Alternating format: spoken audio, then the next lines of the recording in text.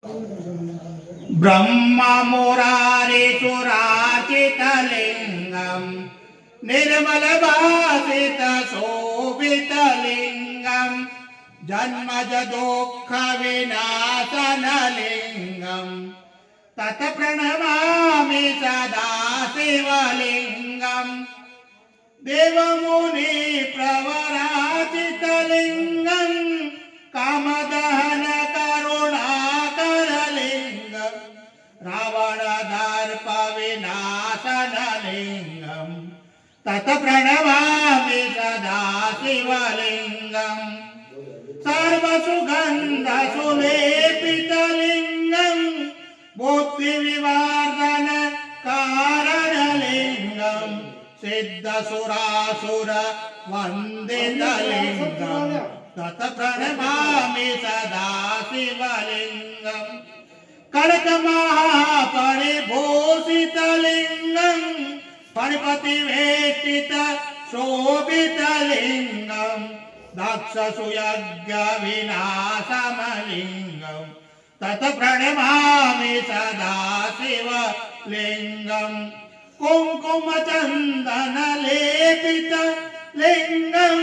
पङ्कजहार सुशोभितलिङ्गं सञ्चितपाप विनाशनलिङ्गं तत्प्रणमामि सदा शिवलिङ्गं देवगणार्चित सेवितलिङ्गं भाविरभक्तिभिरेव जलिङ्गं दिनकरकोटि प्रभाकरलिङ्गं तत्प्रणमामि सदा शिवलिङ्गम् अष्टदलोपरि वेष्टितलिङ्गं सर्वसमुद्रवकारणलिङ्गं अष्टदरिद्र विनाशनलिङ्गं तत्प्रणमामि सदा शिवलिङ्गं सुरगुरसुरभर पूजितलिङ्गं सुरवनपुष्प सदार्चितलिङ्गं परात्परं परमात्मकलिङ्गं